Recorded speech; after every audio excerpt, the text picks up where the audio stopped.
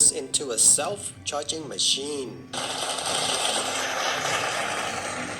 We'll start by installing the supercapacitor array. These are 2.7 volts, 500 farad supercapacitors. These capacitors do not have the same electrical storage as the ultra capacitors, but they will do the job.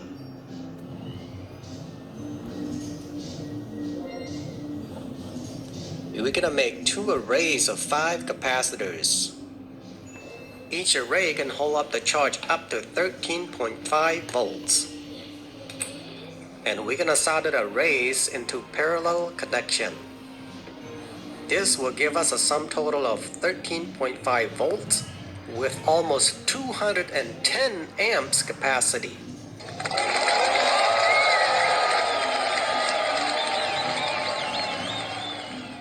We're using two 14-gauge residential wiring.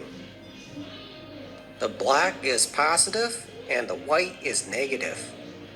This side we have the positive parallel connection to both arrays. And at this end we have the negative connection. Each segment of the connection alternates between negative to positive, negative to positive, and negative to positive. And the connection pattern repeats on the other side of the array.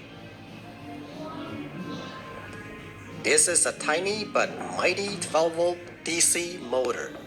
With no load, it can spin up to 6,000 RPM. And it can handle up to 128 amps. This is a 12-volt permanent magnet alternator for tractors. It's supposed to come with 12-volt DC internal regulator, but it does not. Oh yeah, I pulled it apart and checked. There was no internal regulator on the cap. And there's nothing behind the stator coil besides the wiring connections. And I have a plan for the 12-volt regulator substitution. This is a full bridge 300 amps rectifier. This rectifier is an overkill for this project, but it will do the trick. And let's start to put all the pieces together.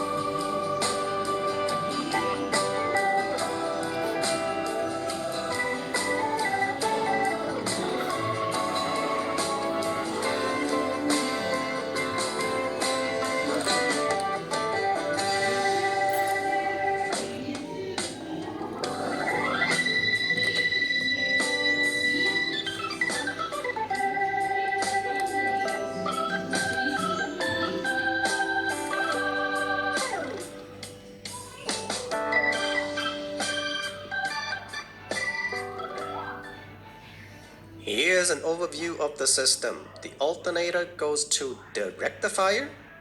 It changes from AC to DC power.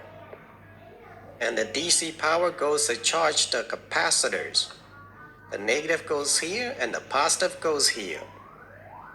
And this red wire is for the starter battery. And this black wire goes to the switch, which controls the positive side of the motor. And the negative side of the motor goes back to the negative side of the terminal.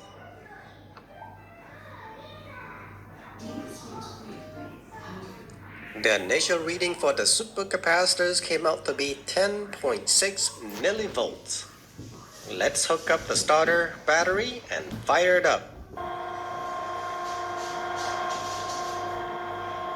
The voltage drop came out to be 11.65 volts.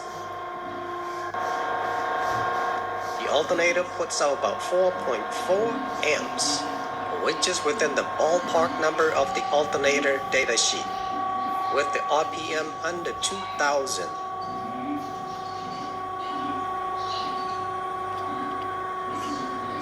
And here we got a reading of 1843 RPM. Get Terminal Removal Tool Kit for your toolbox. Now you can easily remove faulty terminals without damaging wires and pin. And here's a top view of the self-charging system. The bottom view does not look too interesting, except there's a bunch of woodpecker holes from my previous experiments.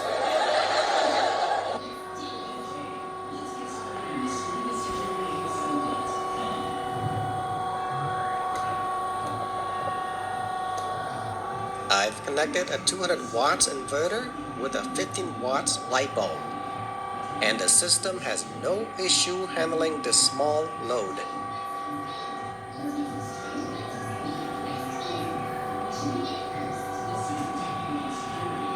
The 200 watts inverter is connected to the DC output source of the rectifier.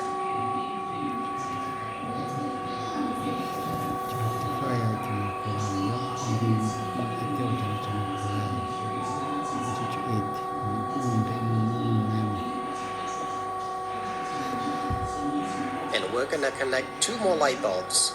These are LED light bulbs. They don't use much power. Each light bulb consumes 15 watts.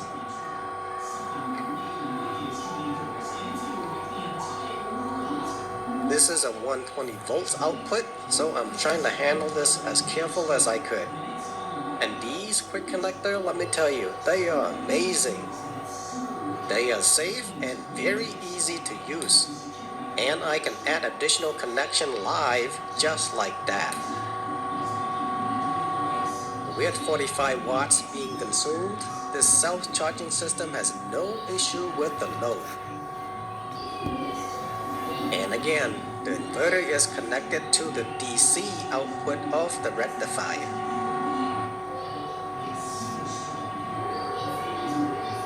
And there's nothing interesting to look at down here.